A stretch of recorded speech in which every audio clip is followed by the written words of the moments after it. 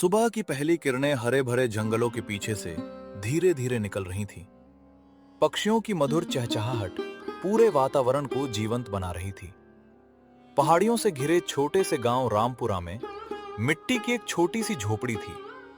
इसी झोपड़ी में रहता था गरीब लेकिन ईमानदार लकड़हारा रघु।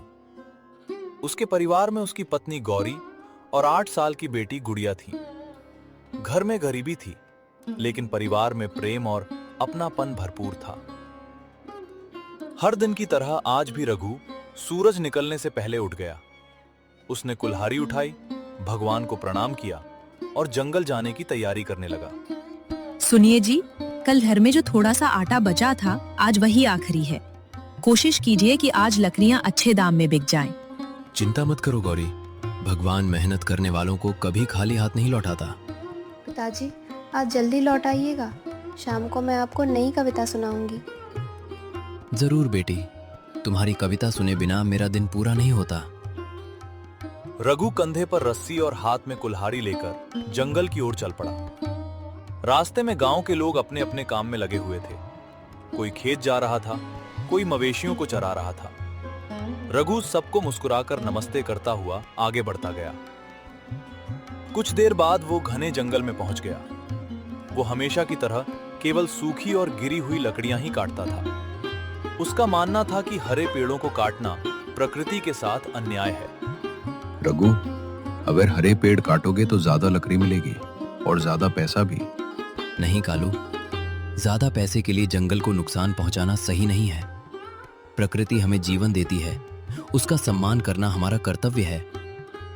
पूरा दिन मेहनत करने के बाद रघु ने सूखी लकड़ियों का बड़ा गट्ठर तैयार किया और उसे लेकर बाजार पहुंचा। लेकिन उस दिन बाजार में लकड़ियों की बहुत अधिक आवक थी। व्यापारी बहुत कम दाम देने लगे।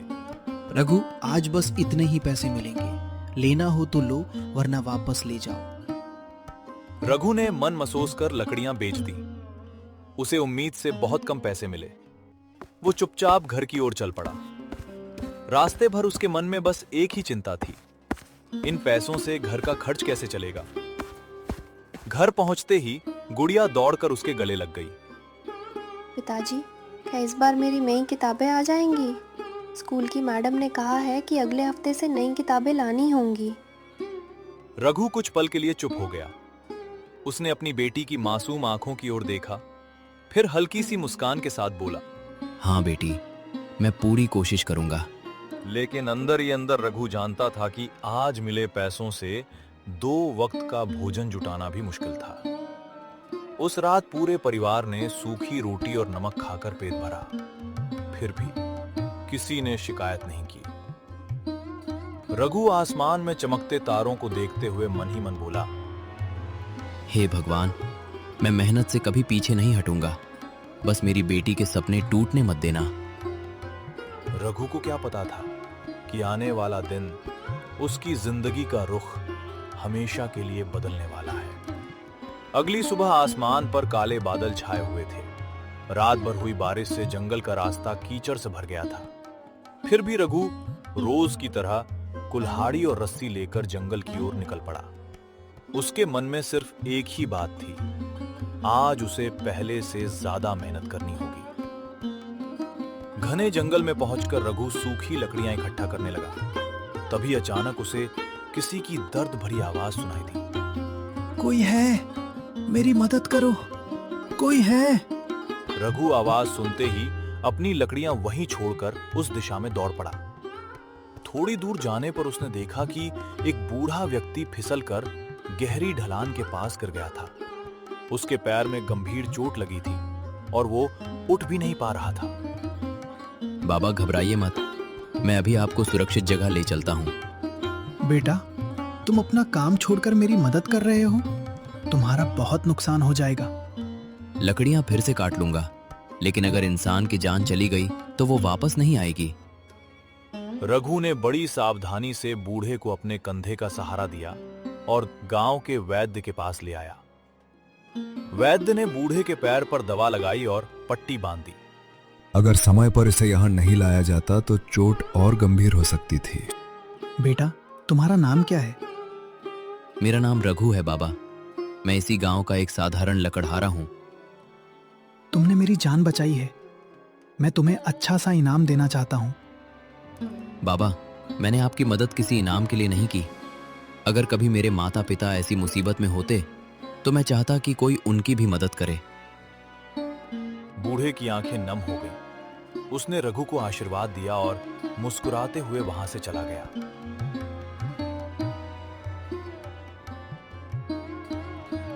रघु फिर जंगल लौटा, लेकिन तब तक शाम होने लगी थी। आज वो बहुत कम लकड़ियां ही इकट्ठा कर पाया। शाम को जब वो घर पहुंचा तो गौरी ने देखा कि आज लकड़ियों का गट्ठर पहले से बहुत छोटा था।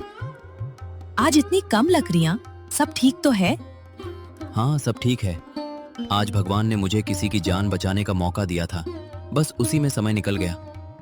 गरीबी से बड़ा धन अच्छे कर्म होते हैं। मुझे तुम पर गर्व है। रघु मुस्कुराया, लेकिन उसे यह बिल्कुल भी अंदाजा नहीं था कि जिस बूढ़े की उसने निस्वार्थ मदद की थी वही उसकी किस्मत बदलने वाला था। 2 दिन बीत गए। रघु हर दिन की तरह जंगल जाता, सूखी लकड़ियां इकट्ठा करता और बाजार में बेचकर घर का खर्च चलाने की कोशिश करता। उसे उस घायल बूढ़े की याद तो थी, लेकिन उसने कभी यह नहीं सोचा कि उसकी छोटी सी मदद उसकी जिंदगी बदल सकती है।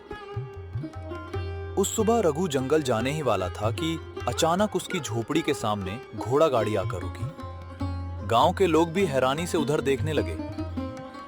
घोड़ा गाड़ी से वही बूढ़ा आदमी उतरा, लेकिन इस बार उसके साथ कई लोग भी थे। पिताजी, यही तो वही बाबा है जिनकी आपने मदद की थी। हाँ बेटी, लेकिन ये यहाँ कैसे? बूढ़ा मुस्कुराते हुए रघु के पास आया। रघु बेटा, उस दिन मैं जल्दी में चला गया था। आज मैं तुम्हारा धन्यवाद करने आया हूँ। बाबा, धन्यवाद की कोई जरूरत नहीं। मैंने तो अपना फर्ज निभाया था। तभी बूढ़े के साथ आए एक व्यक्ति ने आगे बढ़कर कहा, क्या तुम्हें पता है ये साधारण बूढ़े नहीं है।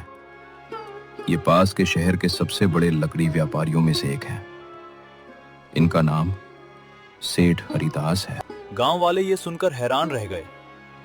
सेठ हरिदास ने रघु की ओर देखकर मुस्कुराते हुए कहा, मैंने तुम्हारे बारे में पूरे गांव से पता किया। सबने एक ही बात कही, रघु मेहनती है, ईमानदार है और कभी किसी का बुरा नहीं करता। ऐसे इंसान बहुत कम मिलते हैं। रघु चुपचाप उनकी बातें सुनता रहा। मेरे पास जंगलों की देखभाल का बड़ा काम है। मुझे एक भरोसेमंद आदमी चाहिए। अगर तुम चाहो तो आज से मेरे साथ काम कर सकते हो। क्या? मैं? लेकिन मैं तो एक साधारण लकड़हारा हूँ। इसीलिए तो तुम्हें चुन रहा हूं। मेहनत और ईमानदारी किसी भी बड़े पद से ज्यादा कीमती होती है। रघु की आंखों में खुशी के आंसू आ गए। उसने हाथ जोड़कर सेठ हरिदास का धन्यवाद किया। मैं पूरी ईमानदारी से अपना काम करूंगा। आपको कभी शिकायत का मौका नहीं दूंगा। मुझे तुम पर पूरा भरोसा है रघु। उसी 26 दे रघु ने नया काम शुरू कर दिया। अब उसका काम जंगल की देखभाल करना, सूखी लकड़ियों की सही व्यवस्था करना और किसी को भी हरे पेड़ काटने से रोकना था।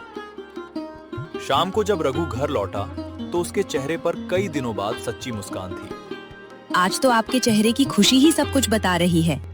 गौरी, भगवान ने हमारी मेहनत सुन ली। अब हमारी जिंदगी बदलने की शुरुआत हो गई है। तो क्या अब मैं नई किताबें ले पाऊंगी? हाँ बेटी, अब तुम्हारी पढ़ाई कभी नहीं रुकेगी। लेकिन रघु की बढ़ती खुशियों को देखकर गांव का लालची व्यापारी भैरव अंदर ही अंदर जलने लगा। उसने मन ही मन ठान लिया कि वो किसी भी कीमत पर रघु को इस नई नौकरी से हटवा कर रहेगा। रघु अब पूरे मन से अपने नए काम में जुट गया था। वो रोज सुबह जंगल का निरीक्षण करता, सूखे पेड़ों की पहचान करता और ये सुनिश्चित करता कि कोई भी हरे भरे पेड़ों को नुकसान न पहुंचाए। उसकी ईमानदारी और मेहनत से सेठ हरिदास बहुत खुश थे। लेकिन दूसरी ओर गांव का लालची लकड़ी व्यापारी भैरव रघु की तरक्की देखकर भीतर ही भीतर जल रहा था। एक मामूली लकड़हारा आज सबकी तारीफ बटोर रहा है। अगर ऐसा ही चलता रहा तो मेरा व्यापार भी कम हो जाएगा। मुझे कुछ करना ही होगा। भैरव ने अपने साथी कालू को बुलाया। कालू, अगर रघु इस काम से हट गया तो तुम्हें अच्छा इनाम मिलेगा। आज रात जंगल में कुछ हरे पेड़ काट देना।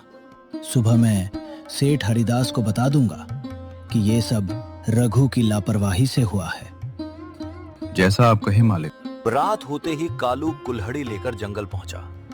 उसने चोरी छिपे कुछ हरे पेड़ों को काटना शुरू कर दिया, लेकिन उसे यह नहीं पता था कि रघु ने जंगल की सुरक्षा के लिए रात में भी निगरानी रखने की व्यवस्था की थी।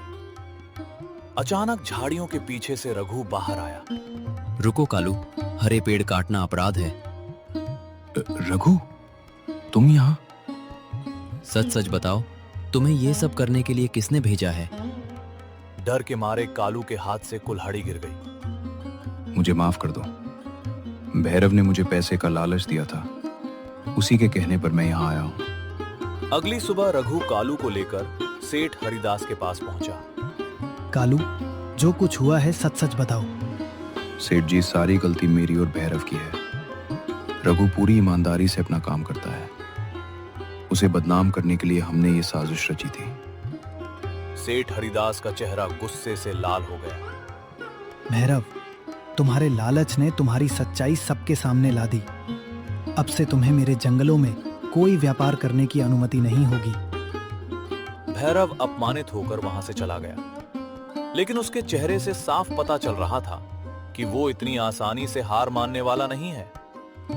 गलती मान लेना भी हिम्मत की बात होती है। आज के बाद कभी लालच में आकर गलत रास्ता मत चुनना। मैं वादा करता हूँ, अब से हमेशा ईमानदारी से मेहनत करूंगा। रघु की सच्चाई एक बार फिर जीत गई, लेकिन भैरव के मन में बदले की आग अभी भी जल रही थी और वो एक आखिरी चाल चलने की तैयारी कर रहा था। भैरव अपनी पहली चाल में बुरी तरह नाकाम हो चुका था। पूरे गांव में उसकी बदनामी हो गई थी, लेकिन उसके मन का लालच और घमंड अभी भी खत्म नहीं हुआ था। उसने रघु को नुकसान पहुंचाने की एक आखिरी योजना बनाई। एक शाम जब रघु जंगल का काम खत्म करके घर लौट रहा था, भैरव ने रास्ते में उसका सामना किया। रघु, अभी भी समय है, मेरी बात मान लो। जंगल में होने वाले हर सौदे की खबर मुझे देते रहो। बदले में मैं तुम्हें इतना पैसा दूंगा कि तुम्हारी कई पीढ़ियां आराम से रहेंगी। भैरव, मेहनत से कमाई हुई सूखी रोटी भी बेईमानी की दावत से बेहतर होती है। मैं अपने ईमान को कभी नहीं बेचूंगा। रघु की बात सुनकर भैरव गुस्से में वहां से चला गया। उसी समय पास की झाड़ियों के पीछे खड़े सेठ हरिदास ने दोनों की पूरी बातचीत सुन ली थी। अगले दिन सेठ हरिदास ने गांव के सभी लोगों और मजदूरों को बुलाया। आज मैं सबके सामने एक महत्वपूर्ण घोषणा करना चाहता हूं। रघु ने सिर्फ मेहनत ही नहीं की, बल्कि हर कठिन परीक्षा में अपनी ईमानदारी भी साबित की है। ऐसे इंसान पर भरोसा करना गर्व की बात है। इसलिए आज से रघु जंगलों का मुख्य प्रबंधक होगा। पूरा गांव तालियों से गूंज उठा। गौरी और गुड़िया की आंखों में खुशी के आंसू आ गए। पिताजी, अब मेरा सपना पूरा होगा। मैं खूब पढ़ लिख कर आपका नाम रोशन करूंगी। हाँ बेटी, अब तुम्हारी पढ़ाई कभी नहीं रुकेगी। रघु ने अपनी नई जिम्मेदारी संभालते ही गांव के कई गरीब लकड़हारों को ईमानदारी से काम दिलवाया। उसने सबको समझाया कि जंगल हमारी अमानत है, इसलिए उनकी रक्षा करना हम सबका कर्तव्य है। कुछ समय बाद गांव की हालत बदलने लगी। लोगों को नियमित काम मिलने लगा, बच्चों की पढ़ाई शुरू हुई और जंगल भी पहले से अधिक हरे भरे हो गए। उधर भैरव अपने लालच और धोखे की वजह से अकेला पड़ गया। उसे अपनी गलतियों का एहसास हुआ। रघु, मुझे माफ कर दो। मैंने लालच में आकर तुम्हारे साथ बहुत गलत किया। अगर इंसान अपनी गलती स्वीकार कर ले तो उसके लिए सुधार का रास्ता हमेशा खुला रहता है। मैं तुम्हें माफ करता हूं। भैरव ने भी ईमानदारी से नया जीवन शुरू करने का फैसला किया। समय बीतता गया। कभी गरीबी से जूझने वाला वही लकड़हारा पूरे इलाके में सम्मान का प्रतीक बन गया। उसकी किस्मत किसी जादू से नहीं, बल्कि उसकी मेहनत, ईमानदारी और अच्छे कर्मों से बदली थी। नैतिक शिक्षा। किस्मत उन्हीं का साथ देती है जो कठिन परिस्थितियों में भी ईमानदारी और मेहनत का रास्ता नहीं छोड़ते। कहानी समाप्त।